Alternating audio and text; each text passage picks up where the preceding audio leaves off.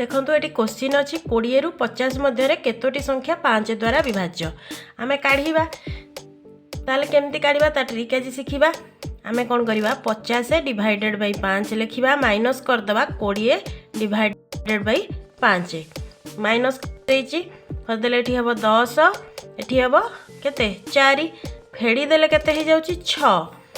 किंतु ये 6टा संख्या रही केतेटा संख्या रहा 6 -1 5टी संख्या कहीं 5टी संख्या रोचे कहीं माइनस मु 1 फेड़िली ना जेहेतु यही संख्या यही जगटा अच्छी जेहेतु ए जगार कौन है ना जो 50 बाई 5 हेली एटा विभाज्य हो गला क्या द्वारा ना 5 द्वारा ये 50टा 5 द्वारा विभाज्य हो गला से मुझे -1 देली जदि 50टी 5 द्वारा विभाज्य हो न था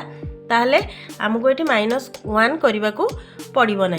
मनकर मुझे 50 जगार जदि 51 लिखिली 20 रु 51 मध्य केतोटी संख्या 5 द्वारा विभाज्य बोली लिखी ताले एठी केते लिखी ना एठी 51 लिखिली एठी आमे भागशेष लिखिबानी केवल भागफलटा लिखिले 10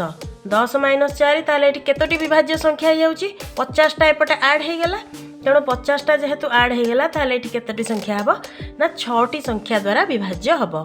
जदि 50टी एठी 50 था ताहले आमे -1 करथांते जेहेतु 50 नाही तेणु आमे सेम जेतिकी माइनस सेतिकी लिखिले।